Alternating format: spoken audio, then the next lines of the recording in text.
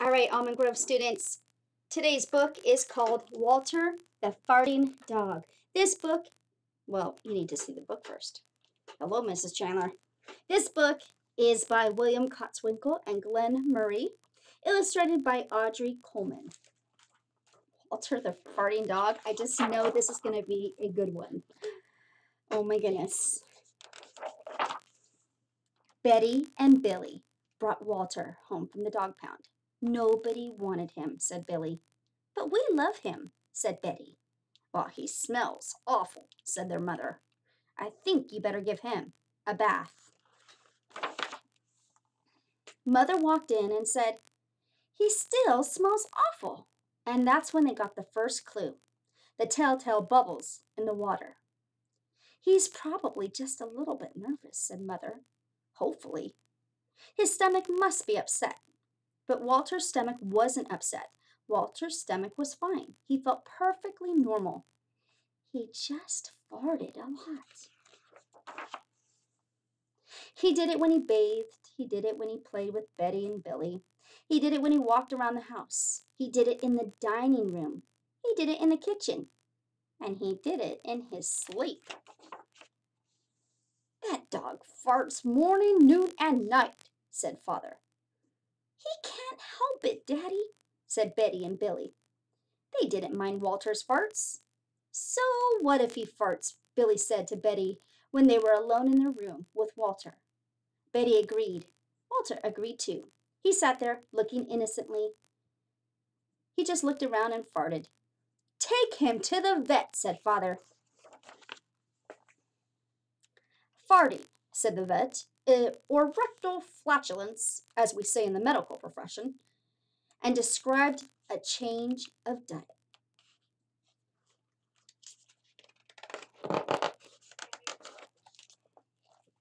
They gave Walter every kind of dog food, and he farted.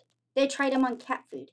They gave him hot dogs, hamburgers, and lettuce and tomato sandwiches. They gave him fried chicken. They gave him rabbit food.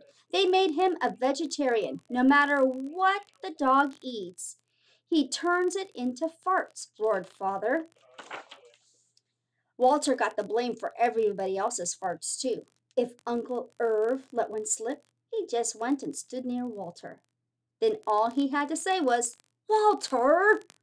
And everyone would look at poor Walter. He has to go back to the pound, said Father.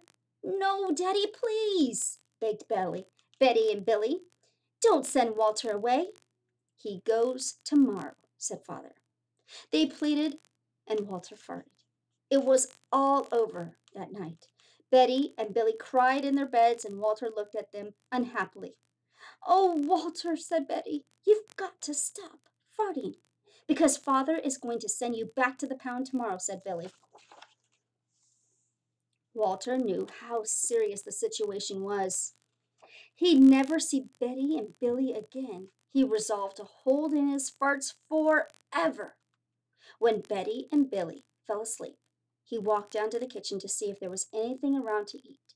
He managed to open the cupboard door with his nose and found the 25-pound bag of low-fart dog biscuits the vet prescribed for him, which made him fart even more.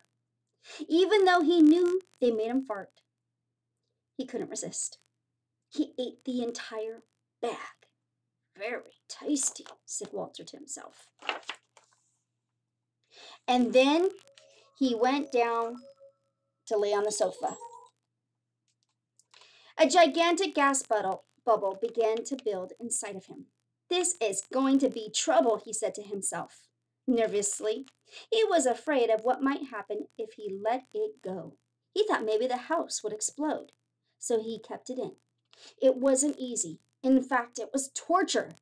But he had resolved never to fart again. His future depended on it. As he lay there, with his tail wrapped tightly between his legs, he heard a noise at the window. He watched it slowly open. A pair of burglars came through. They dropped silently into the kitchen. Watch out for the dog, said one of the burglars.